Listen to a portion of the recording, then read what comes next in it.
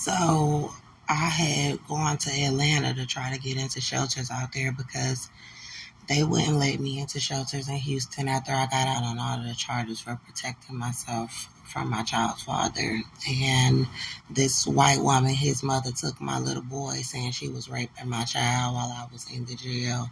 And then they went through a custody court to say I was homeless. And so they had all these shelters in my family not letting me out after I lost my apartment because they held me in the jail lying about stuff, saying they were raping my son while my apartment was still there with all of my things. And then they took all of my stuff and said they were raping my child and then let me out of the jail pregnant.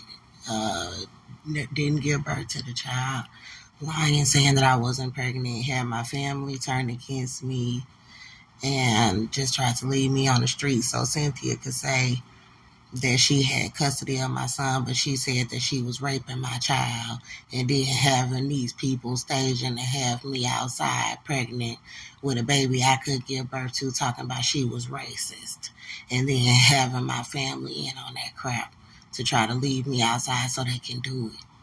And they did that. And so I went to Atlanta and I had a vision because I got into the Salvation Army after being denied into all the rest of the shelters in Atlanta. And because I was raised in Atlanta and I'm in Texas, and this happened in Conroe, Texas, and the woman is in Magnolia, Texas.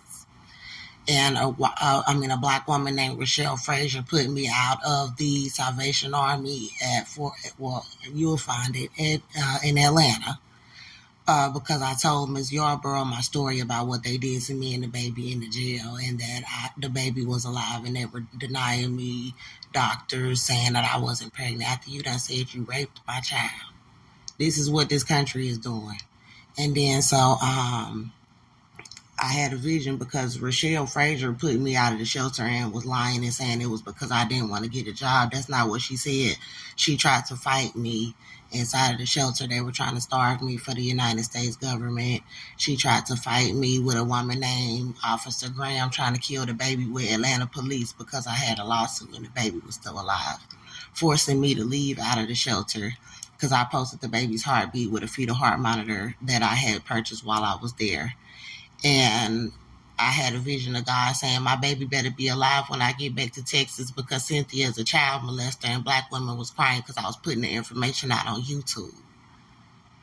And I came back to Texas, and where is my son? Had a vision